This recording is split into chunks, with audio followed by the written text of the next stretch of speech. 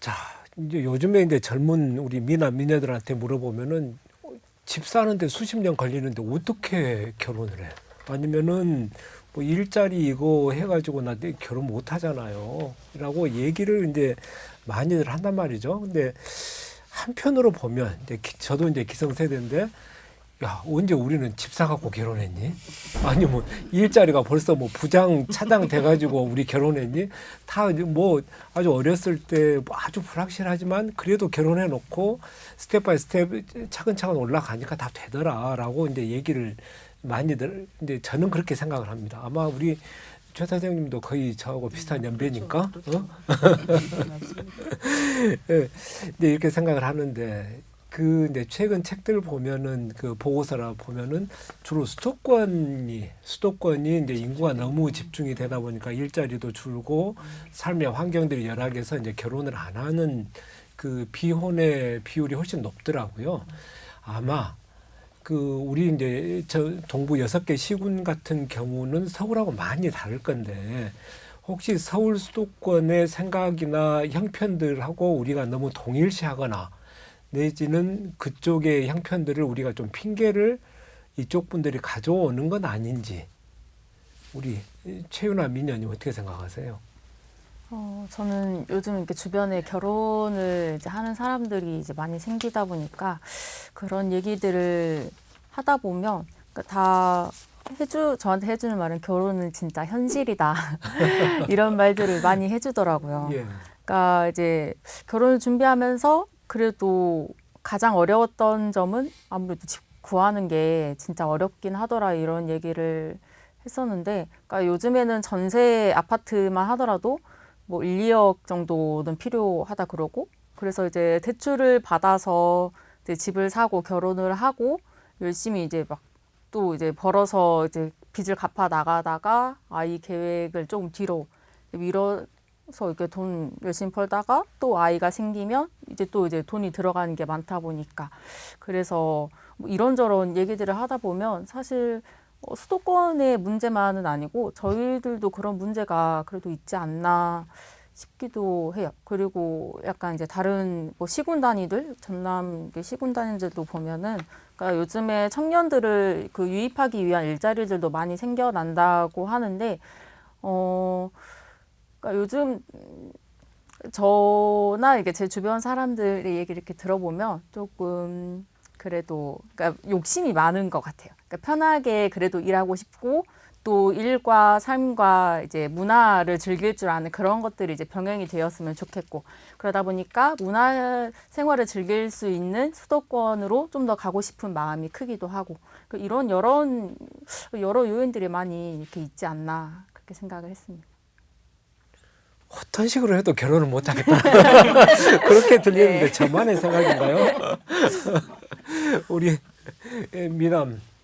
물론 수도권하고 그 지방에서의 삶을 누리는 정도나 이제 뭔가를 마련하기 위해서 들어가는 비용 차이는 있겠지만 이게 단순히 이제 경제적 문제로만 얘기할 수 있는 건가 그런 생각은 좀 많이 들어요.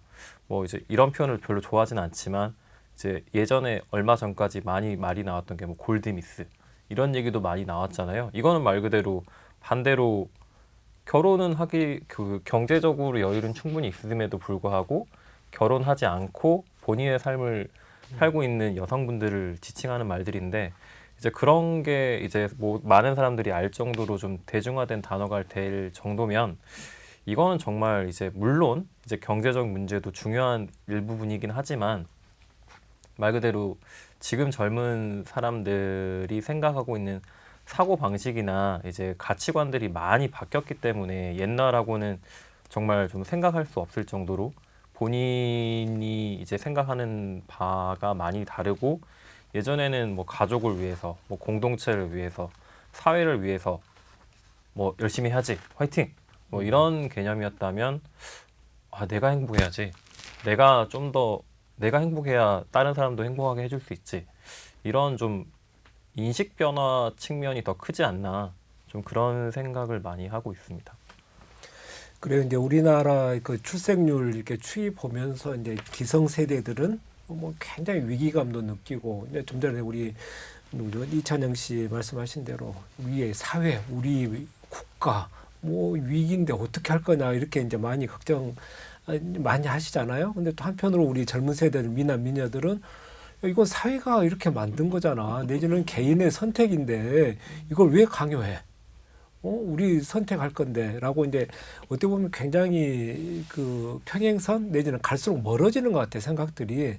그래 이 두 입장이 이제 굉장히 첨예하게 갈리는 상황인데 우리 김현철 씨 같은 경우에는 어떻습니까? 이게 좀 간극을 좁힐 수 있는 방법 내지는 어느 쪽에 더 무게를 두고 생각을 해야 된다고 생각합니까? 저희가 어쨌든 자유민주주의 국가에 살다 보니 자유를 존중을 해줘야 되기도 하고, 아멘. 네, 그러면서 같이 살아가기도 해야 되는데, 예. 전 존중합니다. 우리 미남 위인 존중을 하는데, 참 이게 가치관의 차이이지 않을까 싶어요. 욕심은 인간마다 다 있다고 생각합니다. 좋은 집에 살고 싶고, 좋은 차를 가지고 싶고, 좋은 직장, 잘 먹고 잘 살고 싶은 마음 다 있지만, 내일 일은 남몰라요의 삶이 돼버린다면 과연 우리에게 미래의 소망이 있을까? 지금 우리가 그럼 왜 살아있는가라는 문제를 사실 스스로 질문도 해봐야 되고요. 내가 태어났으니까 살아야 된다? 이런 삶을 생각으로 가져야 되는지, 아니면 내가 이 땅에 태어나진 나타나기 시작한 어떤 목적과 이유가 있을까? 이런 질문이 사실은 좀 있어야 스스로에게 그 가치관을 찾아서 그 가치관을 놓고 가는 건데, 이제 많은 통계들을 보면 결혼을 하지 않고 출산하지 않는 이유가 저는 좀 1위를 듣고 좀 놀란 부분이 있어요. 자기 행복을 위해서, 자기 삶을 찾기 위해서가 크다라는 거죠. 근데 그 부분이 이해는 되는데, 그럼 모두가 다 이 사회의 구성원인데, 사회인들인데, 경제인들인데, 이 경제인들이 그냥 나만, 내 행복만을 위해서 나만 좋고 나만 즐겁고 한다면, 과연 그러다가 저출산 문제로 고령화로 일할 수 있는 사람들이 없어지면 과연 이 나라와 민족이 더 행복한 사회가 될까? 그냥 나만 행복하고 잘 살고 없어지면 되는 건가라는 생각을 저는 하게 될 때, 과연 그러면 우리 대한민국뿐만 아니라 전 세계가 소망과 행복한 나라, 그런 글로벌이 될 수 있을까라는 생각을 갖게 되더라고요. 너무 무섭더라고요. 그래서 행복은 선택이라고 하지만 이걸 서로가 나만 행복이 아니라 너도 행복, 나도 행복을 서로 대화하면서 그 가치관을 나눌 수 있어야 되는데, 요즘 저도 젊은 축에 속합니다. 젊은 축에 속한데 예. 이건 제 선택입니다. 내 마음입니다. 내 인생입니다. 왜 그걸 간섭합니까? 라고 이야기를 한다면 너무 이런 이기적인 가치관이 서로 관계에 있어서의 문제를 좀 많이 떨어뜨린다고 봅니다. 그래서 저는 이제 좀 서로가 서로에 대해서 배려하는 마음, 양보하고 이해해 줄 수 있는 마음, 좀 공동체 의식이 많이 결여됐다고 생각을 해요. 그거를 회복해야 되지 않을까. 저는 그래서 그 부분을 서로 많이 대화를 해야 한다고 생각합니다. 내 것만을 고수하는 게 아니라 상대방을 존중할 수 있는 마음. 그러면서 우리 모두가 함께 살아갈 수 있는 그런 마음이 먼저 있는 상태에서 이제 직장을 구하고 또 가정을 이루고 출산을 이루고 해야지, 그래야 좀 더 가까워지지, 어떤 금전적으로 뭐 우리에게 순간 주어진다고 해서 이게 과연 될까. 근데 서로가 요즘 너무 이기적인 사회를 살아가다 보니 서로 만나도 대화가 없지 않습니까? 사실 핸드폰과 놀고 있는 그런 문화 속에서 지식과 그런 많은 정보의 양들은 가지고 있어도 사람과 사람이 어떤 대화를 해나가야 될지 우리 다음 세대들이 준비를 못하고 있거든요. 그래서 이제는 그런 대화가 더 많이 필요하지 않을까.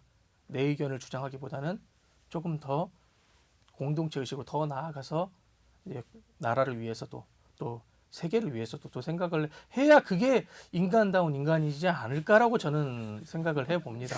네. 옆에 듣고 있는 우리 미녀가 굉장히 민망하게 말씀하시는데. 예, 저도 좀 민망해요. 제가 지금 무슨 말을 한 건지.